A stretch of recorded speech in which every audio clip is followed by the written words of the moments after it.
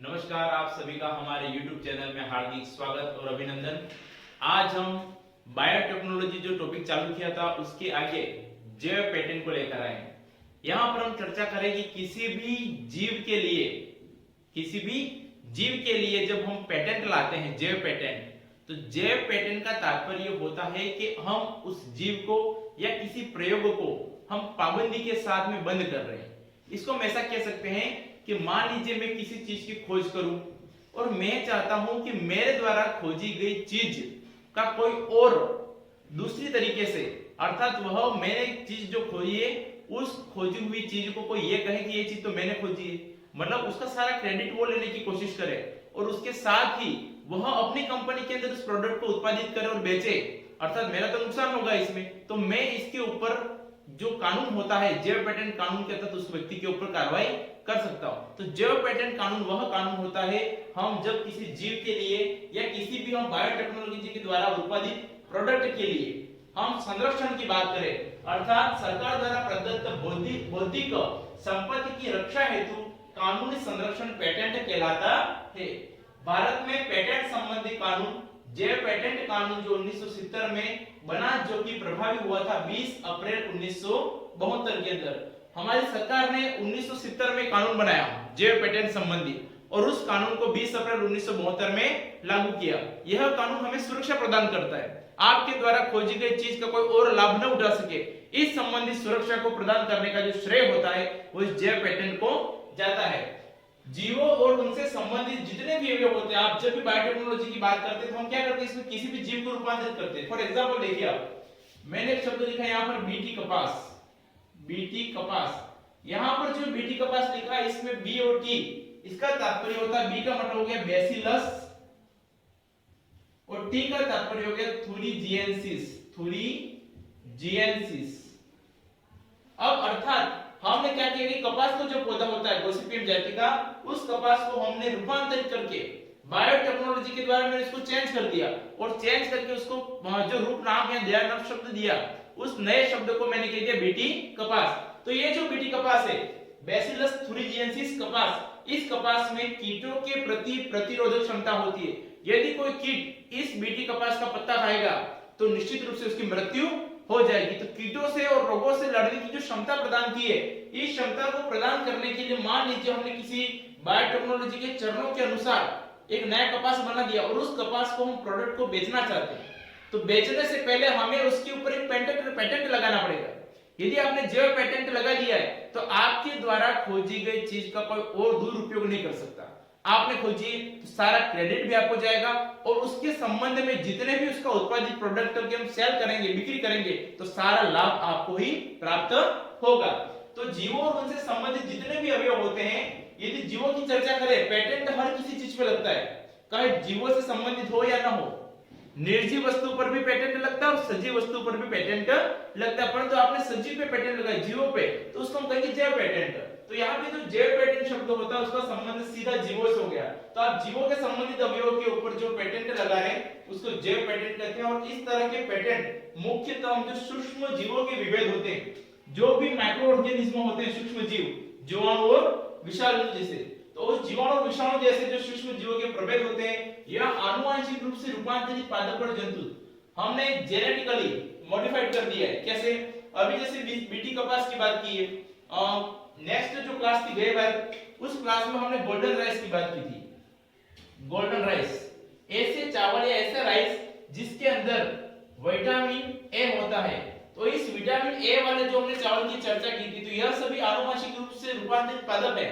तो जो भी आनुवंशिक रूपांतरित पादप होते हैं, उन पादपों के लिए जो हम पेटेंट लगाते हैं उसको हम जैव पेटेंट कहते हैं। और हमारे भारतवर्ष में यह पेटेंट 20 वर्ष के लिए मान्य होता है। और इसको हम ऐसा कह सकते हैं कि जैसे भी हम कोई प्रोडक्ट बनाते हैं तो उसके ऊपर एक तो होती है एमआरपी, मैन्युफैक्चरिंग कब प्रोडक्ट निर्मित हुआ, और उसके बाद में होता है उसके अंदर लास्ट में एक्सपायरी डेट। एक्सपायरी डेट हमें क्या बताती है? एक्सपायरी डेट से हमें यह पता चलता है कि यह प्रोडक्ट इस डेट के बाद में उपयोग करने योग्य नहीं है, अर्थात इस डेट के बाद में इसका उपयोग नहीं करना चाहिए। तो आपकी जो मैन्युफैक्चरिंग डेट और एक्सपायरी डेट के बीच का जो टाइम पीरियड होता है, निर्माण की डेट और अंत की डेट, जो बीच का टाइम पीरियड होता है, समय होता है, उस समय के दौरान उसका जो कार्यकाल होता है वही उपयोग के योग्य होता है।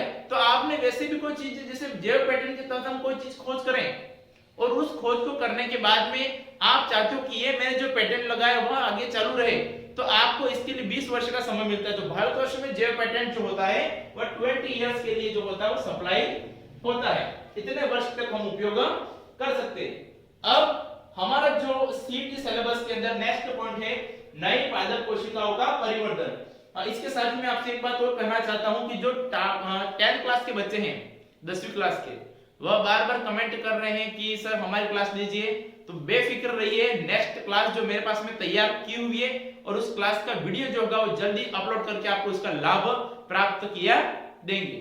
जितना भी लाभ आपको देना चाहते हैं वो 100% आपको अच्छे से देंगे। और आपकी 10th क्लास का जो ड्रीम 100 होता है, बहुत सारे बच्चे कह रहे सर हमारा जो ड्रीम 100 का लक्ष्य है 100% अंक विज्ञान में अर्जित करना चाहते हैं, तो आपका भी लक्ष्य 100% सक्सेस होगा। इसके लिए बेस्ट विशेष पहले से मैं आपको दे देता हूं। आप अपनी तैयारी रखिए और वीडियो जो होगा मैंने तैयार कर लिया है, निश्चित रूप से आपको जल्दी से अपलोड करके प्राप्त हो जाएगा। साथ ही हम देखें नई पादप किस्मों का परिवर्धन, development of new plant varieties. हमें नई पादप किस्में बनानी है तो कैसे बनाएं? और यहाँ पर हम चर्चा करें सबसे पहली बात कि जब भी आपको नई चीज बनानी होती है तो नई चीज बनाने के लिए पहली प्राथमिकता होती है हमारे पास में विकल्प का होना। इसको हम ऐसे कह सकते हैं कि मान लीजिए हम किसी जगह खाना खाने जाएं और हमारे पास में खाने के लिए वैरायटीज नहीं हो, तो क्या हम उस चीज में वैरायटी नहीं होने की स्थिति में सिलेक्शन कर पाएंगे? नहीं, बिल्कुल नहीं। हमें सिलेक्शन करना है, सिलेक्शन करने के लिए हमारे पास में क्वालिटी होनी चाहिए, या हम कहें कि उसकी वैरायटी होनी चाहिए। यदि अलग अलग प्रकार की किस्में हमारे पास में वैरायटी है तो निश्चित रूप से बेस्ट क्वालिटी जो होगी उसका हम चयन कर लेंगे। तो हम यदि नई पादप किस्मों को परिवर्धन करना चाहते हैं, नए प्रकार के जो पादप होंगे उसको निर्माण करना चाहते हैं, तो हमें कुछ चरणों को पालन करना पड़ेगा। तो पादपों की नई किस्मों का निर्माण करना कोई एक साधारण प्रक्रिया नहीं है।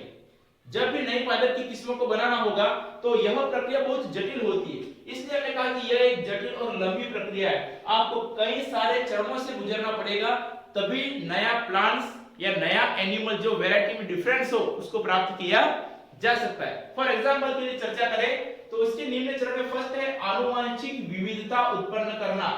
पहला पॉइंट लिखा है आनुवांशिक विविधता उत्पन्न करना। अब यहाँ पर इस पॉइंट के पीछे हम देखें तो बहुत सारे ऐसे पहलू होते हैं जिसके द्वारा हम आनुवांशिक विविधता उत्पन्न कर सकते हैं। समझना इस बात को, आनुवांशिक विविधता उत्पन्न करने के लिए हम क्या करते हैं? तो जब भी आनुवांशिक विविधता उत्पन्न करते हैं तो उसके लिए सबसे पहला पॉइंट हमने किया जनन द्रव्य का संरक्षण करना। किसी भी प्लांट का, किसी भी एनिमल का जो जनन द्रव्य होता है उसका प्रोटोप्लाज्म जो होता है, तो किसी फसल या उससे संबंधित जातियों में पाए जाने वाले सभी जीनों को उस फसल का जनन द्रव्य कहते हैं। किसी भी प्लांट के अंदर या किसी भी एनिमल में उसका जो जीन होता है, आनुवंशिकी की इकाई जो होती है जीन, तो यह जो जीन होता है उसको उस फसल का जनन द्रव्य कहते हैं। तो हमें उसका करना है संरक्षण। हमने इससे पहले वीडियो में देखा था कि जनन द्रव्य का संरक्षण करने वाली एक संस्था है जिसका नाम था NBPGR। तो यहाँ पर हम देखें तो इस संस्था के द्वारा क्या किया जाता है? जनन द्रव्य को संग्रहित किया जाता है। अब जनन द्रव्य का संग्रहित आपने कर लिया, जब आपने जनन द्रव्य को संग्रहित कर लिया तो हम क्या करेंगे? इससे अनेक प्रकार की वैरायटी उत्पन्न कर सकते हैं। हम यहाँ पर जो पहला पॉइंट पढ़ रहे हैं वही है विविधता उत्पन्न करना। किस प्रकार से हम वैरायटी उत्पन्न कर सके? आनुवांशिक विविधता उत्पन्न करना।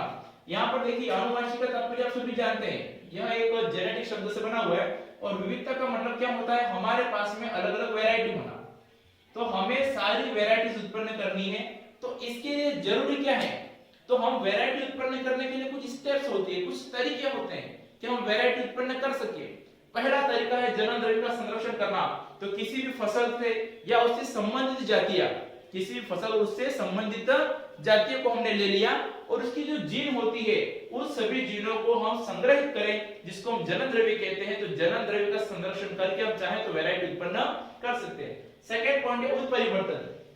यह जो शब्द बना उत्परिवर्तन, यहाँ पे इसको इंग्लिश में हम कहेंगे म्यूटेशन। उत्परिवर्तन को इंग्लिश में कहते हैं म्यूटेशन।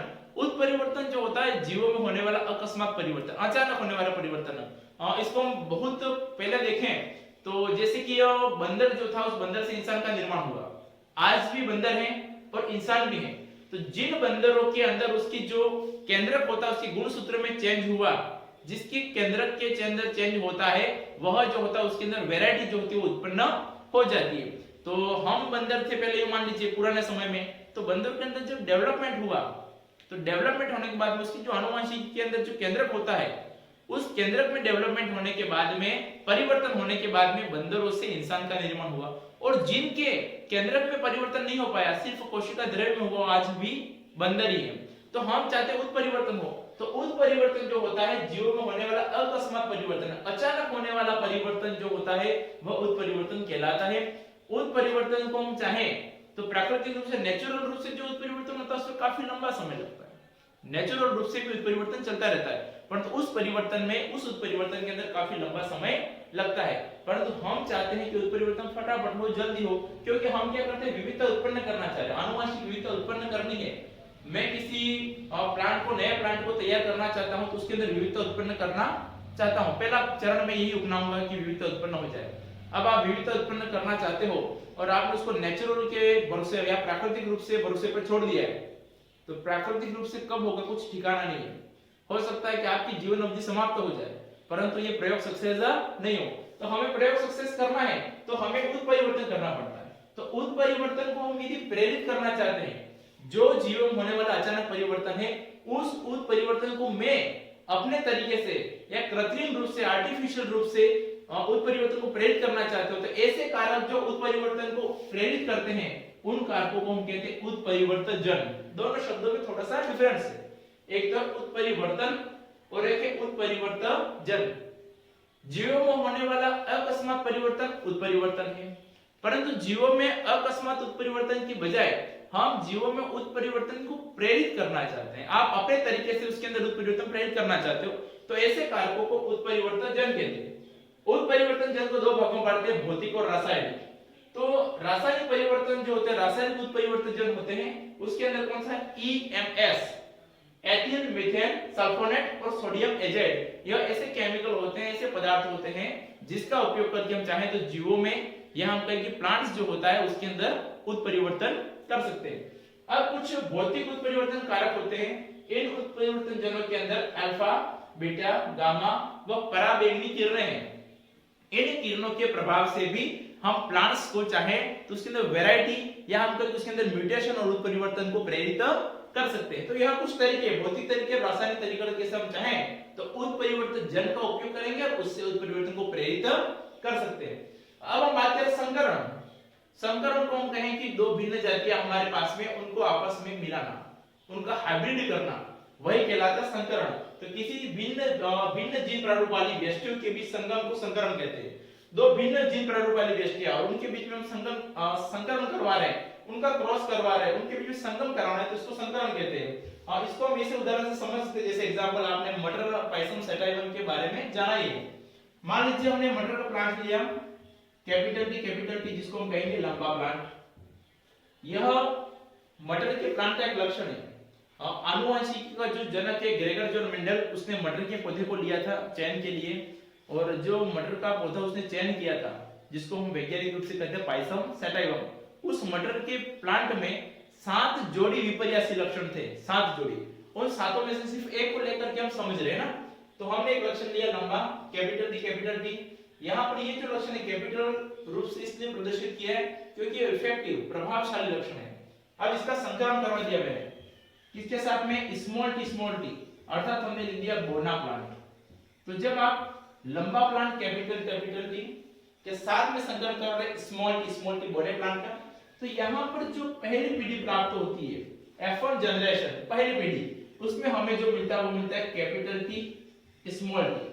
अब यहाँ पे लक्षण की बात करें, यह लंबा है, यह बोना है, और बनने वाली जो पहले संतति होती है F1 पीढ़ी, यह भी दिखने के अंदर हम देखें तो लंबी ही प्राप्त होगी, इसके अंदर लंबाई का लक्षण ज्यादा प्रकट होगा। तो यहाँ पर ये चर्चा करें तो अलग चीज होगी। तो लंबा लक्षण लिया, बोना लक्षण लिया, दोनों को मिलाया, तो यहाँ पर कैपिटल टी स्मॉल टी लंबाई का लक्षण प्रकट हुआ। यहाँ लंबाई का लक्षण इसलिए प्रकट हुआ क्योंकि लंबाई का लक्षण जो था वो प्रभावी लक्षण था, तो प्रभावी लक्षण जो होता है वो अप्रभावी लक्षण को दबा देता है। तो इस प्रभावी लक्षण ने अप्रभावी को दबा दिया, स्वयं को प्रकट कर लिया। परंतु यहाँ पर मेन जो चीज हम समझना चाहते हैं संकरण से, वो देखना कि यहाँ पर एक कैपिटल टी दोनों समान है, अर्थात समयुग्मज स्थिति है। यहाँ स्मॉल और वो भी स्मॉल, अब दोनों समान है कि यहाँ पर स्मॉल स्मॉल समान है तो यह भी समयुग्मज है, परंतु यहाँ पर एक कैपिटल है और दूसरा स्मॉल है। जब दोनों लेटर्स के अंदर डिफरेंस है भले लंबाई का लक्षण प्रभावी रूप से देखने में आपको प्लांट जो होगा वो हूबहू इस लंबे प्लांट की भांति दिखाई देगा, परंतु उसकी जो जेनेटिकल स्ट्रक्चर होता है, जीनोटाइप, उसकी जो आनुवंशिक रचना होती है वो थोड़ी सी डिफरेंस है।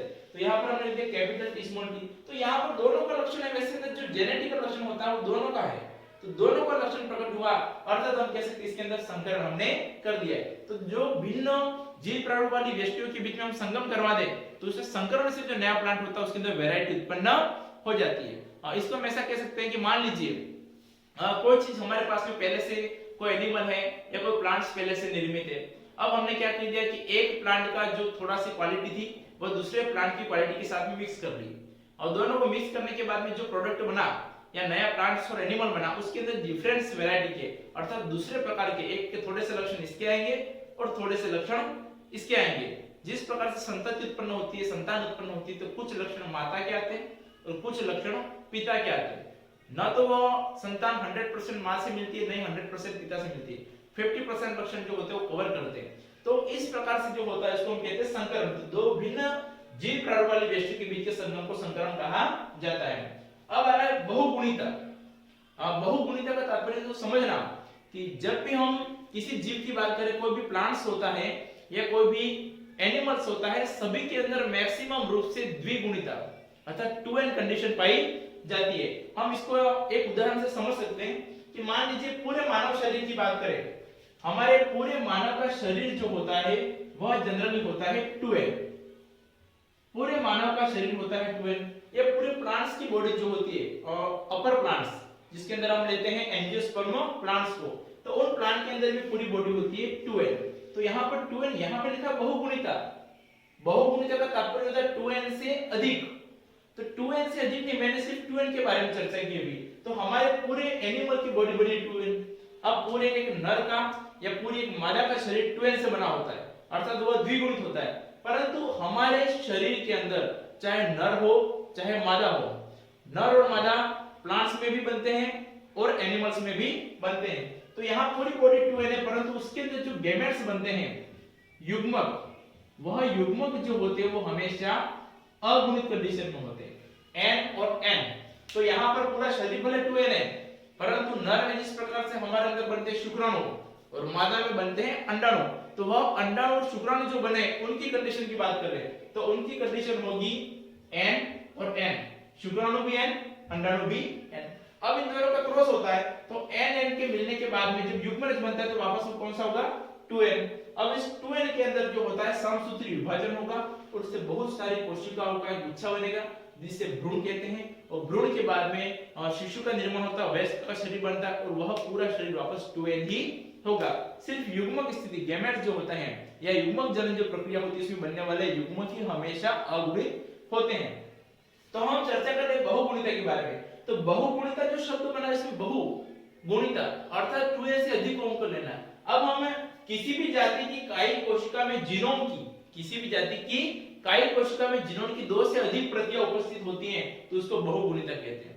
हाँ, बहुगुणिता के द्वारा भी हम चाहें तो निश्चित रूप से एक नए प्रकार की वैरायटी या विविधता को उत्पादित कर सकते हैं। कैसे वो देखिए आप, जैसे मान लीजिए हम चर्चा करें तो मैंने एक प्लांट लिया है जो n है अर्थात वह अगुणित है।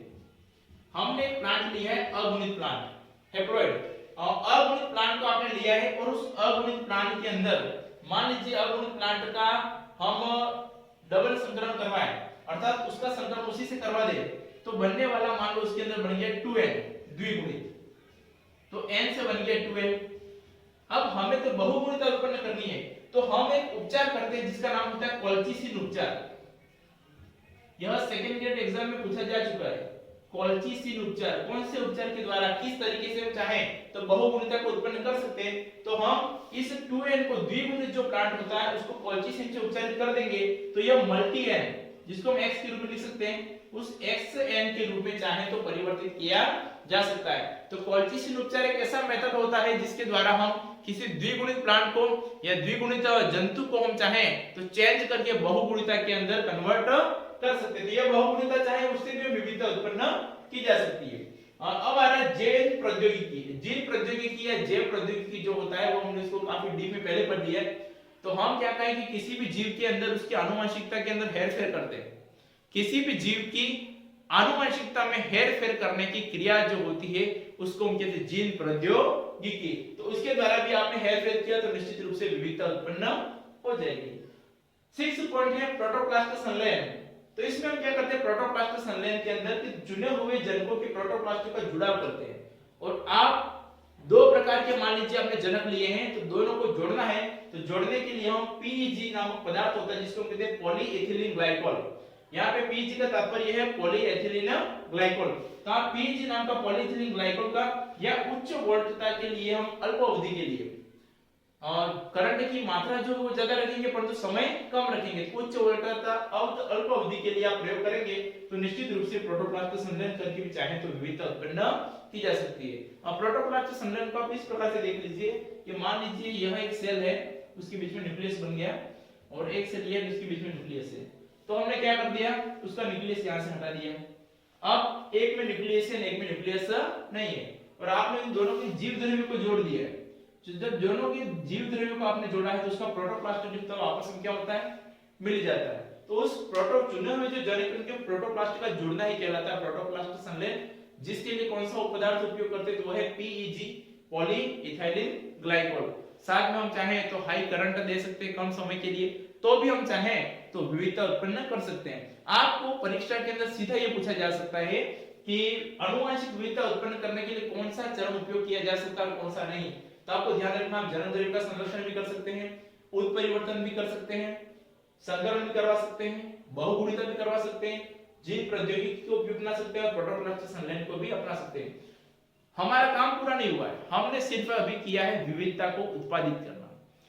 किसी भी जीव के अंदर विविधता उत्पादित करना, किसी भी प्लांट या एनिमल के अंदर वैरायटी उत्पन्न करना, विविधता उत्पादन करना हमारा मेन टारगेट नहीं है। मेन टारगेट है हमारे पास में नए प्रकार के किस्म या नए प्रकार के जंतु को उत्पादित करना और उसका यह पहला चरण था कि विविधता को उत्पादित करें। अब आपने देखा आपके पास में विविधता उत्पादित हो गई, हमारे सामने बहुत सारे प्रकार के प्लांट्स और एनिमल तैयार हो गए। एक ही जाति की अनेक किस्में तैयार हो गई। अब उन किस्मों को हमें लेना है तो हमें नेक्स्ट जो चरण अपनाना पड़ता है उसका नाम है सिलेक्शन, जिसको हम कहते हैं चयन। अब चयन किस आधार पर होता है, तो चयन का तात्पर्य होता है चुने हुए जनकों या जो भी जनक आपने निर्मित किए, जो भी वैरायटी तैयार की है, उन वैरायटियों में से बेस्ट क्वालिटी को हमें क्या करना है, सिलेक्शन करना है। सिलेक्शन करने के लिए हम देखते हैं, मान लीजिए हमने 100 प्लांट्स लिए और 100 प्लांट्स को हमने हाइब्रिड करवा दिया, जन्म द्रव्य का संरक्षण करवा दिया, म्यूटेशन करवा दिया और इस प्रकार से हमने जो 100 प्लांट तैयार कर दिए, उन 100 प्लांट्स में हम देखेंगे कि किस प्लांट में क्वालिटी सबसे ज्यादा बेस्ट है। जिस प्लांट में क्वालिटी सबसे अच्छी होती है, ऐसा प्लांट जिसको उसके अंदर रूट के अंदर जो होता है क्वालिटी बेस्ट है, उसका स्टेम बढ़िया है, उसके अंदर जितनी भी शाखाएं बन रही है, उसकी लीफ बन रही है, पत्तियां सभी बेस्ट और साथ में उत्पादित होने वाला जो फल होता है या फ्रूट जो होता है उसकी भी क्वालिटी एकदम बेस्ट है, वह पोषक तत्वों से भरपूर है, तो हम ऐसे प्लांट को चयन करेंगे। तो चयन जो होता है वो कुछ शर्तों पे किया जाता है। एक तो होता है उस प्लांट के अंदर कीट रोधिता होनी चाहिए, वह किसी प्रकार की बीमारी से ग्रसित न हो, उसमें लड़ने की क्षमता अच्छी हो, उसमें पोषक तत्व भरपूर हो, सभी गुण धर्मों को ध्यान रख करके हम चाहें तो उसका चयन कर सकते हैं। अब चयन करने के बाद में हम उसका करेंगे मूल्यांकन।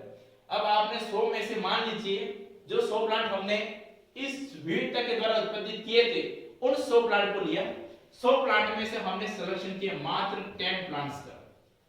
अब आपने 10 प्लांट को तो सेलेक्ट कर लिया, चयनित कर दिया।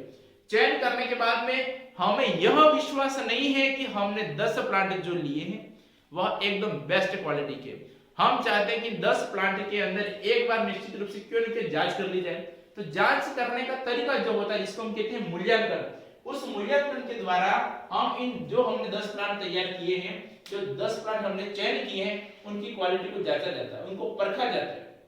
जब आप उनकी जांच करेंगे तो जांच करने के बाद में आपको पता चलेगा, मूल्यांकन के बाद में आपको पता चलेगा कि वह प्लांट कैसे है। जब आप उन्होंने चयन करने के बाद में मूल्यांकन करोगे तो आप उसमें से बेस्ट क्वालिटी जो आपने 10 चयन किया है, क्या वह 10 ही 10 हमारी शर्तों पर खरे उतर रहे हैं या नहीं। यदि उत्तर रहे तो 10 और 200 को हम सेलेक्ट कर लेते हैं। चयन के बाद में मूल्यांकन करने के बाद में वापस एक बार और सिलेक्शन का चयन अपनाया जाता है। तो आपने चयन कर दिया, मूल्यांकन कर दिया। अब आपको लगा कि इस 10 प्लांट में से 10 परफेक्ट हैं, 10 ही 10 सही हैं, आपने मूल्यांकन के अंदर 10 खरे उतरे। उसके बाद में आपको करना है उन्नत बीजों का गुणन। गुणन का मतलब होता है उसकी संख्या को बढ़ाना, संख्या को बढ़ाना। अब ये कैसे करेंगे? संख्या को बढ़ाने के लिए क्या करते हैं कि मान लीजिए आपने जो 10 प्लांट तैयार किए, यदि हमें लग रहा है कि 10 प्लांट सही हैं, तो आप उसको हर किसान तक, हर व्यक्ति तक पहुंचाना चाहोगे, तभी तो जय पैटर्न लगाओगे उस पे। तो आप लाभ कमाना चाहते हो, आप चाहते हो कि सभी लोगों का कल्याण हो। जय प्रौद्योगिकी की शाखा वही है जिसमें जीवों को रूपांतरित करके लोगों का कल्याण किया जा सके। तो हम लोगों का कल्याण करना चाहते हैं, तो इसके लिए हमारे पास में एक जरूरी काम होगा, वह उन्नत बीजों का गुणन। आपने जो 10 प्लांट तैयार किए बेस्ट क्वालिटी के, तो आप उस 10 प्लांट के जो बीज होता है उस बीज को रोप करके उसकी संख्या में वृद्धि करेंगे, या हम किसी और तरीके से नजदीकाई जनन संभव है तो काई जनन के द्वारा, लैंगिक जनन संभव है तो लैंगिक जनन के द्वारा हम उसकी संख्या के अंदर और क्या करेंगे, मल्टीप्लाई करेंगे, उसकी संख्या को वृद्धि करेंगे, गुणन करेंगे। तो इस प्रकार से हमें अधिक से अधिक संख्या में प्लांट जो होते हैं या एनिमल्स प्राप्त हो जाएंगे। जो प्रोडक्ट आप प्राप्त करना चाहते हो उसकी संख्या काफी अच्छी हो जाएगी। और उसके बाद में उसमें लोगों में किया जाता है वितरण। हमारे पास में एक अधिक संख्या में उनकी मात्रा प्राप्त हो जाती है, तो उस उत्तम क्वालिटी को हम जो होता है वितरण करके उसकी सप्लाई करना प्रारंभ कर देते हैं। अब इसको हम एक छोटी सी पिक्चर के रूप में देखें। मान लीजिए हमारे पास में गेहूं के 1000 पौधे हैं, उस 1000 वैरायटी के लिए फर्स्ट पॉइंट हमारा क्लियर यहीं से हो गया। तो 1000 आनुवंशिक विविधता उत्पन्न करना था, आपने आनुवंशिक विविधता के द्वारा 1000 पौधे तैयार किए। उस 1000 पौधों में से हमने क्या कर दिया, टॉप 100 पौधों को चयनित कर लिया। अब चयन के बाद में टॉप 100 पौधे हमने ले लिए। उस टॉप 100 में से हम देखते हैं कि मूल्यांकन करेंगे इनका, कौन कौन सा पौधा वास्तव में सही है, हमारे शर्तों पर खरा उतर रहा है, कीटों से लड़ने की क्षमता है उसकी, उसके अंदर जो फल उत्पादित हो रहा है वो बेस्ट क्वालिटी का है। यदि आप देखेंगे तो 100 में से हमें मान लीजिए 40 पौधे बेस्ट क्वालिटी के मिल गए। तो आप बेस्ट क्वालिटी के जो 40 पौधे आपको प्राप्त हुए मूल्यांकन के द्वारा, उन 40 का गुणन करेंगे और 40 को 4000 के अंदर कन्वर्ट कर देंगे। जब उनकी मात्रा बढ़ जाएगी तो निश्चित रूप से उस पर उत्पादित होने वाले बीज जो होते हैं उसको संग्रहित करके लोगों के बीच में वितरण किया जा सकता है। इस प्रकार से देखें तो आनुवंशिकता के अंदर हम देखें कि हम नई पादप किस्मों का परिवर्धन करना चाहते हैं, आप नई प्लांट की किस्म बनाना चाहते हैं। यहां से भी एक प्रश्न पूछा जा सकता है कि नई पादप किस्मों का परिवर्धन करने के लिए कौन से चरण सही क्रम में है। तो पहला चरण होगा आनुवंशिक विविधता उत्पादित करना, पहला पॉइंट होगा आनुवंशिक विविधता उत्पादित करना, विविधता उत्पादित करना। दूसरा होगा चयन करना, चयन के बाद में हम करते हैं उसका मूल्यांकन, फिर गुणन, और फिर होगा पांचवा पॉइंट उसका वितरण। ये 5 पॉइंट हमें क्रम से ध्यान में होने चाहिए। आप अपनी सुविधा के अनुसार इसका स्क्रीनशॉट ले लीजिए और इसको कॉपी में नोट डाउन कीजिए प्लीज।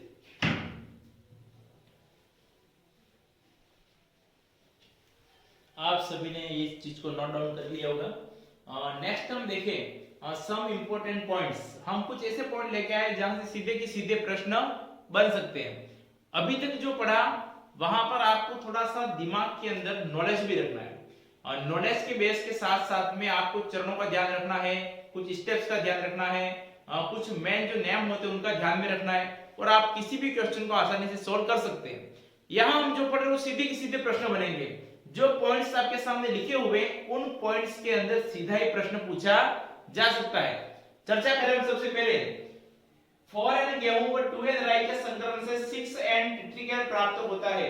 जब भी हमने बात करी फर्स्ट पॉइंट की विविधता उत्पादित करना, वैरायटी उत्पन्न करना, तो ये जो टिट्रिकल वैरायटी है, गेहूं का वैज्ञानिक नाम क्या है, टिट्रिकम एस्टिवम। इसलिए हमने एक गेहूं को लिया और साथ में राई को लिया है, दोनों को मिलाया हमने।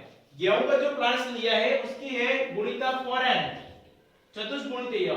4n क्वालिटी का हमने गेहूं लिया है और राई जो लिया हमने 2n क्वालिटी की ली है। दोनों के बीच में हम संकरण करवाते हो, हमें जो 6n क्वालिटी प्राप्त होती है जिसको हमने नाम दिया टिट्रिकल। तो इस प्रकार से हमने चाहे तो आनुवंशिकी के द्वारा, आनुवंशिक अभियांत्रिकी के द्वारा पादपों की नई वैरायटी या नई किस्म उत्पादित की जा सकती है। सेकंड पॉइंट है भारतीय कृषि अनुसंधान केंद्र परिषद। यहाँ हम कहेंगे भारतीय कृषि अनुसंधान परिषद कहाँ पर है, तो हमें ये सीधा सा ध्यान रखना है नई दिल्ली के अंदर स्थापित है। नेक्स्ट है एक जाति के डीएनए को दूसरी जाति या प्रजाति के डीएनए में प्रवेश करवाकर पुनर्योजी डीएनए प्राप्त किया जा सकता है। रिकॉम्बिनेंट डीएनए हमने पहले इसको देख लिया था कि मान लीजिए कोई सेल है, उस सेल के अंदर जो न्यूक्लियस होता है उसके अंदर से हमने डीएनए को निकाल लिया, और जब आपने डीएनए को निकाल लिया उस डीएनए को हमने विशिष्ट खंडों पर काट लिया। डीएनए को विशिष्ट खंडों पर काटने के लिए, डीएनए को काटने के लिए हम जिस आणविक कैंची का उपयोग करते हैं, आपको नाम सुनते ध्यान में आया होगा कि आणविक कैंची के रूप में किसका उपयोग होता है, रेस्ट्रिक्शन एंडोन्यूक्लियस REE। तो उस एंजाइम से डीएनए को विशिष्ट खंडों पर काट लिया और यहां से इस पार्ट को मैंने हटा दिया, और पार्ट को हटा करके हमने जो वांछित डीएनए था उस वांछित डीएनए को ला करके इसके साथ में हमने जोड़ दिया डीएनए लाइगेज के द्वारा। तो आपने जब इसके द्वारा दूसरा डीएनए खंड ला करके जोड़ा है तो हमने इस डीएनए को रूपांतरित कर दिया है।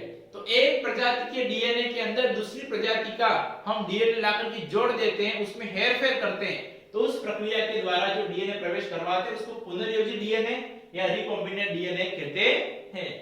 तो नेक्स्ट पॉइंट देखिए, आनुवंशिक अभियांत्रिकी, जितना भी हमने चरण पढ़े हैं आनुवंशिक अभियांत्रिकी के, तो उसका जो जनक होता है, इसका सर्वप्रथम प्रयोग करने वाला जिसको पॉल बर्ग है। तो आनुवंशिक अभियांत्रिकी का सर्वप्रथम प्रयोग जो था वो पॉल बर्ग ने किया था। यह भी एग्जाम में जा चुका प्रश्न है ना, एग्जाम के अंदर यह भी प्रश्न पहले पूछा है। और PBr 322 ये प्लाज्मिड है। आपको कोई पूछे कि प्लाज्मिड क्या होता है, तो प्लाज्मिड के बारे में हम यही करेंगे कि जीवाणु में उपस्थित अतिरिक्त गुणसूत्र या अतिरिक्त क्रोमोसोम को प्लाज्मिड कहते हैं। जो जीवाणु के अंदर मुख्य क्रोमोसोम होता है उसके अतिरिक्त उपस्थित जो होता है उस क्रोमोसोम को प्लाज्मिड कहते हैं। तो यहाँ पे ये जो प्लाज्मिड लिखा है PBr 322, यह उसकी जो क्वालिटी अलग है। और प्लाज्मिड PBr 322 जो होता है इसका उपयोग आणविक क्लोनिंग के अंदर करते हैं। आणविक क्लोनिंग का तात्पर्य होता है हम डीएनए अणु के अंदर हेरफेर करना चाहते हैं तो हम किसी भी जीवाणु का प्लाज्मिड ले सकते हैं। आपने जीवाणु का प्लाज्मिड लिया है तो उस प्लाज्मिड के अंदर हम चाहे तो PBr 322 का भी उपयोग कर सकते हैं। इसको हम थोड़ा सा पिक्चर के रूप में देखें, समझना बात को, कि आपने इस आनुवंशिक अभियांत्रिकी के अंदर एक जीवाणु ले लिया, उस जीवाणु के अंदर खुद का तो एक क्रोमोसोम है ही और साथ में इसका प्लाज्मिड है। अब हमें उपयोग करना है खुद का क्रोमोसोम, जो जीवाणु का मुख्य गुणसूत्र था उसका उपयोग नहीं करना है, आपको लेना है प्लाज्मिड। आपको प्लाज्मिड यहां से निकाल लेना है। जब आपने प्लाज्मिड को निकाल लिया, उस प्लाज्मिड को निकालने के बाद में उसकी स्टडी करेंगे क्षेत्रों की। कौन सा क्षेत्र ऐसा जो प्रतिकृति उत्पन्न करता है, मतलब उस प्लाज्मिड से प्लाज्मिड बनाने की क्षमता रखता है। जीवाणु हर 10 मिनट में अपनी संख्या को डबल करता है, तो प्लाज्मिड की संख्या साथ में बढ़ेगी सही। तो उस प्लाज्मिड में जो विभाजन होने की क्षमता, प्रतिकृति स्थल जो होता है उसको रहने देना है। और कुछ ऐसे क्षेत्र होते हैं जो सही नहीं है, हमारे लिए योग्य नहीं है, उन क्षेत्रों को हमें वहां से हटा देना है। और हटाएंगे किससे, आणविक कैंची से, रेस्ट्रिक्शन एंडोन्यूक्लियस से। आपने प्लाज्मिड को यहां से तोड़ दिया और जो वांछित प्लाज्मिड जो खंड होता है, जो वांछित जीन होती है, उस वांछित जीन को ला करके आपने इसके साथ में कंबाइंड कर दिया। अब यह जो प्लाज्मिड था वो कैसा हो गया, रूपांतरित। तो आपने अपने वांछित जीन की संख्या को बढ़ाने के लिए प्लाज्मिड का उपयोग किया। तो प्लाज्मिड का उपयोग जो होता है वेक्टर के रूप में या वाहक के रूप में भी कर सकते हैं। और PBr 322 जो होता है, यह प्लाज्मिड बहुत आणविक क्लोनिंग के अंदर सबसे ज्यादा प्रयोग होता है और इसको उपयोग करते हैं। इसको मैंने डायग्राम के द्वारा भी आपको समझाने के लिए सुविधा कर रखी है कि यह PBr 322 का चित्र है। यहाँ पर ये जो चित्र दिया है वह PBr 322 प्लाज्मिड जो है उसका चित्र दे रखा है। देखो इसमें कौन कौन से क्षेत्र होते हैं, जनरल हमें ध्यान में रखना है। यहाँ पर सबसे नीचे का जो स्तर होता है उसको हमने लिखा प्रतिकृति उद्भव जीन। ऐसा क्षेत्र जहां पर इस प्लाज्मिड का रेप्लिकेशन होने के लिए जो सूचना पाई जाती है, यहाँ पे कि प्लाज्मिड को संख्या को बढ़ाने के लिए जो सूचना को ग्रहित करने वाला जो क्षेत्र होता है उसको लिख दिया प्रतिकृति उद्भव जीन। यहाँ पर PS1 ये जो क्षेत्र लिखे PS1 PS2 यह रेस्ट्रिक्शन एंडोन्यूक्लियस एंजाइम की तरह कार्य करने वाले हैं। और EcoR1 है, हाइंड थर्ड है, BMH1 है, SA1 है। और यहाँ पे जो क्षेत्र लिखा जिसको टेट्रासाइक्लिन प्रतिरोधी जीन। आपको ये बात पता होगी कि हम जब भी जीवाणुओं को मारने की कोशिश करते हैं तो जीवाणु दो प्रकार के होते हैं, ग्राम पॉजिटिव और ग्राम नेगेटिव। हमारे पास में कोई भी बीमारी होती है जीवाणु से, चाहे साल्मोनेला टाइफाइड की जीवाणु की बात करें या बैसिलस जीवाणु की बात करें, तो जो भी जीवाणु होते हैं उसमें दो क्वालिटियां होती है, एक तो पॉजिटिव और एक नेगेटिव। ऐसे जीवाणु जो पॉजिटिव वाले होते हैं ग्राम पॉजिटिव, और ये हो गए ग्राम नेगेटिव। अब ग्राम पॉजिटिव और ग्राम नेगेटिव दोनों जीवाणु हमारे अंदर शरीर के अंदर रोग ग्रसित या रोग उत्पन्न करते हैं। अब आपने कोई मेडिसिन उपयोग की, ऐसी मेडिसिन जो ग्राम पॉजिटिव को मार दे परंतु ग्राम नेगेटिव को न मारे, और कुछ मेडिसिन ऐसे होते हैं जो ग्राम नेगेटिव को मार दे पर पॉजिटिव को न मारे। तो उस स्थिति में क्या होता है कि मान लीजिए आपने पॉजिटिव आपके अंदर इन्फेक्शन कर रखा है, ग्राम पॉजिटिव जीवाणु ने आपके अंदर इन्फेक्शन किया और आपने दवाई जो औषधि उपयोग की वो नेगेटिव की तो असर नहीं करेगी। तो हम क्यों ना ऐसी दवाई का उपयोग करें जो विस्तृत रूप से फैली हो, अर्थात पॉजिटिव को भी मार दे और नेगेटिव को भी मार दे। तो ग्राम पॉजिटिव और ग्राम नेगेटिव दोनों को मार दे ऐसी विशेषता वाले हमें उपयोग करने के लिए एंटीबायोटिक का उपयोग करते हैं। तो उस एंटीबायोटिक के अंदर हमने लिया है टेट्रासाइक्लिन। तो ऐसी जिन जो टेट्रासाइक्लिन औषधि जो होती है वह क्या कार्य करती है, दोनों प्रकार की जीवाणु को मारने में सक्षम होती है। पर हमने जो जीवाणु लिया है उसका जो प्लाज्मिड लिया PBr322, यह प्लाज्मिड ऐसा प्लाज्मिड है जिसमें पहले से टेट्रासाइक्लिन प्रतिरोधी जीन है। तो उस स्थिति में आप यदि कोई मेडिसिन उपयोग करोगे तो यह जीवाणु मरने वाला नहीं है, क्योंकि इस जीवाणु में पहले से क्या है, टेट्रासाइक्लिन प्रतिरोधी जीन उपस्थित है।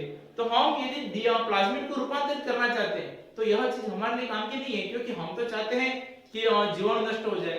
तो हम क्या क्यों ना ऐसा करें, जो क्षेत्र हमारे काम का नहीं है उस क्षेत्र को वहां से हटा दें, और उसको हटा करके हम चाहें तो हमारी जो वांछित जीन होती है उस वांछित जीन के टुकड़े को हम जो होता है उसमें जोड़ दें। तो इस प्रकार से यह प्लाज्मिड भी रूपांतरित हो जाएगा, और हमारे जो प्लाज्मिड के द्वारा हम अपने वांछित जीन की संख्या बढ़ाना चाहते हैं तो वह भी हमारा काम सक्सेस हो जाएगा। तो PBr322 जो ये प्लाज्मिड होता है उस प्लाज्मिड के अंदर कुछ क्षेत्र होते हैं। यहाँ पर ये बहुत सी बार ये पूछ सकता है कि इकोआर1 क्या होता है। यहाँ पे जो इकोआर1 शब्द लिखा है तो यह ऐसा क्षेत्र होता है जिसके अंदर यह हम कहें कि इकोआर1 का तात्पर्य यह होता है रेस्ट्रिक्शन एंडोन्यूक्लियस एंजाइम की तरह कार्य करने वाला क्षेत्र। इकोआर1 का उपयोग हम चाहें तो प्रतिबंधन एंजाइम के रूप में भी उपयोग कर सकते हैं। नेक्स्ट है उच्च वर्ग के पौधे, हाई प्लांट जो होते हैं एंजियोस्पर्म के, उनके अंदर एग्रोबैक्टीरियम ट्यूमिफेसियस नामक जो जीवाणु होता है उसके टीआई प्लाज्मिड का उपयोग किया जाता है।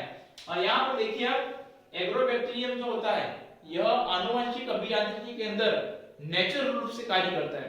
आप बहुत सी बार देखना कि हम वैरायटी उत्पन्न नहीं करना चाहते तो भी अचानक से ऐसे नवोदित प्लांट उत्पादित हो जाते हैं जो सब प्लांट से थोड़े से हटकर होते हैं। तो नेचुरल रूप से जो आनुवंशिक अभियांत्रिकी होती है या आनुवंशिक अभियांत्रिकी को प्राकृतिक रूप से उत्पन्न करने का जो कार्य होता है वह एग्रोबैक्टीरियम नामक जीवाणु जैसे ही करते हैं। तो यह एग्रोबैक्टीरियम ट्यूमिफेसियस नामक जीवाणु जो होता है वह उच्च वर्ग के पौधे जो होते हैं उसके अंदर आनुवंशिक अभियांत्रिकी को प्रेरित करते हैं। और यहाँ पे टीआई प्लाज्मिड लिखा है, ये टीआई जो शब्द बना वो ट्यूमिफेसियस से पढ़ा है, एग्रोबैक्टीरियम ट्यूमिफेसियस, तो ट्यूमिफेसियस से हमने लिया टीआई शब्द। और टीआई प्लाज्मिड अर्थात एग्रोबैक्टीरियम जीवाणु का जो प्लाज्मिड होता है टीआई प्लाज्मिड, उसका भी हम जो होता है उच्च उत्पादक जो होते हैं उच्च वर्ग के पौधों के अंदर उपयोग करते हैं। और डीएनए फिंगरप्रिंट्स की जो खोज होती है वो एलेक्स जेफरी ने की, आपको जैसा लिखा हो वो वैसा ध्यान में रखना है कि डीएनए फिंगरप्रिंट्स की खोज करने वाला कौन है, तो एलेक्स जेफरी है। भारत के अंदर पराग संवर्धन का क्षेत्र जो था प्रोफेसर गुहा और माहेश्वरी को जाता है, इन्होंने क्या किया, पराग संवर्धन कर दिया। पराग संवर्धन का तात्पर्य सभी जानते हैं कि किसी भी पुष्प के अंदर दो जननांग होते हैं, नर और मादा। नर जननांग को कहते हैं पुंकेसर, मादा जननांग को कहते हैं स्त्रीकेसर। अब नर जननांग जो पुंकेसर होता है उस पुंकेसर का ऊपर जो ये परागकोश होता है उस परागकोश के अंदर बहुत सारे परागकण पाए जाते हैं। परागकोश में जो परागधनी है उसमें बहुत सारे परागकण है। अब आपने परागकण ले लिया, अब उस परागकण जो कि जिसकी गुणिता कितनी है, n होती है, और परागकणों के अंदर जो नर होती है उसकी गुणिता n है, और आपने परागकणों को किसी पोषक माध्यम में लेकर के संवर्धित कर दिया। आपने पोषक माध्यम के अंदर डाला, जो हमने कर्तृत्व लिया है या हमने जो परागकण लिया उस परागकण को में संवर्धित किया और संवर्धित कर करके नया प्लांट तैयार कर दिया, तो यह पराग संवर्धन कहलाता है। उस पराग संवर्धन को करने वाला भारत के अंदर गुहा और माहेश्वरी है। पादप उत्तक संवर्धन जो होता है उसकी अवधारणा हेबरलैंड ने बताई है। हेबरलैंड ऐसे वैज्ञानिक है जिन्होंने पादप उत्तक संवर्धन के बारे में चर्चा की। पादप उत्तक संवर्धन को हमने पहले नेक्स्ट जो गई क्लास है पहले वाली क्लास में देख लिया था कि पादप उत्तक संवर्धन क्या था। हमने क्या लिया कि सबसे पहले एक किसी भी पादप का जो सबसे शीर्ष वाला भाग होता है, शीर्षस्थ मेरिस्टेम, उसमें से कोई एक सेल निकाल ली, उस सेल को लेकर के जिसको हम कर्तोतक के रूप में उपयोग करते हैं, उस कर्तोतक को लेकर के हमने पोषक माध्यम में डाल दिया। पोषक माध्यम में जब उस कर्तोतक से बहुत सारी कोशिकाओं का असंगठित समूह बनता है जिसको हमने कहा था कैलस, उस कैलस के बाद में धीरे धीरे उसके अंदर डेवलपमेंट होता है, पूरे प्लांट का या पूरे एनिमल का निर्माण हो जाता है। तो हमने जो प्लांट के लिए बात करें, हम पादप के लिए संवर्धन की बात करें तो उसका श्रेय जो हेबरलैंड को जाता है। भारत के अंदर पहली जो परखनली शिशु थी उसका निर्माण जो है वो पहली परखनली शिशु का जन्म 1986 में हुआ जिसको हमने हर्षा नाम दिया। ये भी ऐसा सिंपल प्रश्न पूछ सकता है कि भारत का पहला परखनली शिशु कौन है, तो हर्षा, जिसका जन्म 1986 में हुआ था। ई कोलाई जीवाणु जो होती है उस ई कोलाई जीवाणु से प्राप्त इको आर1 जो होता है वह इको आर1 जो होता है नियंत्रक एंजाइम है जो डीएनए को विशिष्ट खंडों पर काटता है ए और जी के मध्य। यहाँ पर ए और जी का तात्पर्य होता है एडेनिन और ग्वानिन। जब भी डीएनए की बात करें तो डीएनए के अंदर दो प्रकार के क्षार होते हैं, प्यूरिन और पिरिमिडिन। समझ लीजिए एक बार आप सभी, जब भी डीएनए की चर्चा करें तो उस डीएनए के अंदर दो प्रकार के क्षार पाए जाते हैं। एक तो होता है प्यूरिन और एक होता है पिरिमिडिन। तो यह डीएनए के दो क्षार हुए, प्यूरिन और पिरिमिडिन।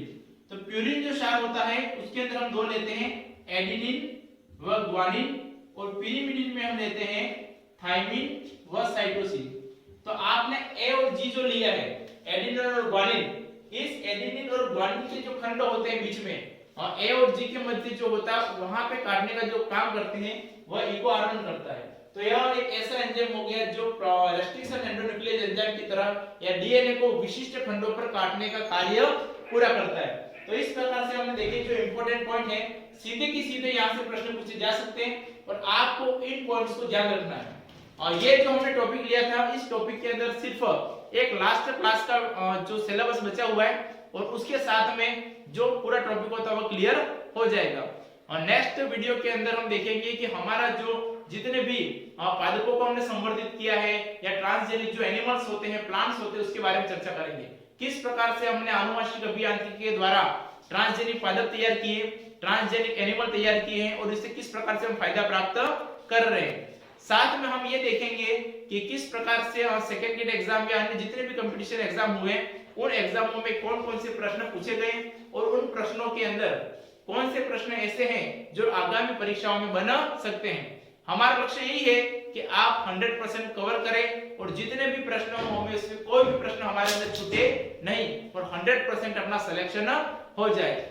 वीडियो को आप सभी जितने भी सब्सक्राइबर जुड़े हुए वो अपने स्टेटस पर रखें और साथ में सभी को शेयर करें ताकि हर कोई इसका लाभ ले सके और हमारा वीडियो जो होता है सब तक पहुंच सके। धन्यवाद।